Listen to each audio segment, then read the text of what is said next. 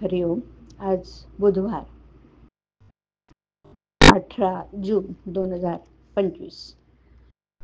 सद्गुरू ब्रह्मचैतन्य गोंदवलेकर महाराज आज आपल्याला प्रवचनातून सांगणार आहेत की परमार्थात गुप्ततेची जरुरी असते. ऐकूया.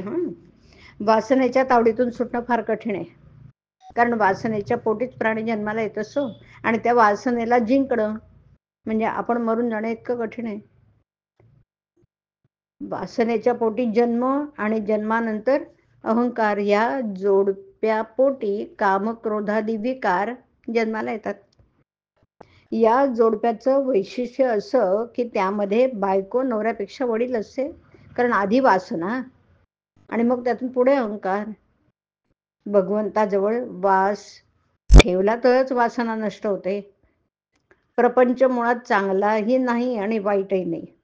प्रपंचातली वासना बाहेर काढणं याचं नाव परमार्थ. प्रपंचात प्रसिद्धीची जरुरी असते, जरुरी वाटते ना. त्याच्या उलट परमार्थात गुप्ततेची जरुरी लागते.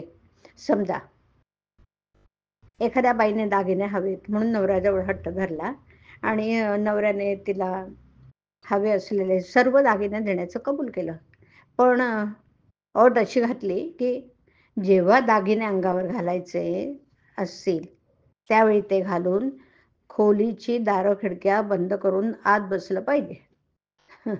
अशी अट पाळून कोणती बाई दागिने घालायला कबूल होईल? कारण दागिने लोकांनी पाहण्यातच तिला समाधान आहे.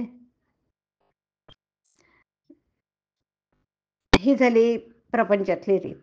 परमार्थतेच्या उलट गुप्ततेची जरूर आहे. आपली साधना कोणाच्याही नजरेत न येईल अशी खबरदारी घ्यावी, कारण परमार्थाला दृष्ट फार लवकर लागते.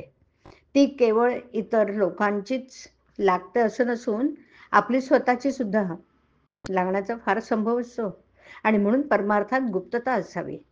आणि आपल्या हातून जे साधन होते आहे ते सद्गुरू किंवा परमात्मा यांच्या कृपेनेच माझ्याकडून करून घेतलं जात आहे, ही जाणीव ठेवावी. आजारी माणसाने नुसतं पडून राहावं, पण औषध मात्र नियमाने घ्यावं. बाकीच्या गोष्टी इतर लोक करतात, औषध मात्र आपण स्वतःच घेतलं पाहिजे. एखादा मोठा राजा जरी झाला ना तरी कडू औषध दासीला देऊन काही त्याचा रोग बरा होत नाही. अगदी त्याचप्रमाणे परमार्थात भगवंताचं स्मरण ठेवण्याचं काम आपल्या स्वतःलाच करायला पाहिजे. उगीच कोणाच्या नादी लागू नये.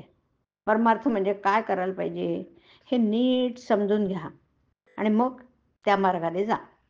कोणाला फसवू नका, कारण स्वतः फसणं हे जगाला फसवण्या इतकंच पाप आहे. ज्याच्या प्रपंचात पाठीराखा परमात्मा आहे त्याचा तो प्रपंचच परमार्थ होतो. उलट ज्याचा पाठीराखा अभिमान आहे त्याचा परमार्थ देखील प्रपंचच म्हटला पाहिजे. बाहेरून प्रपंच दिसावं पण आत मात्र परमार्थी असावं, ही खरी कला, ही खरी कला होय. हरिओम. हरिओम तत्सत. हरिओम.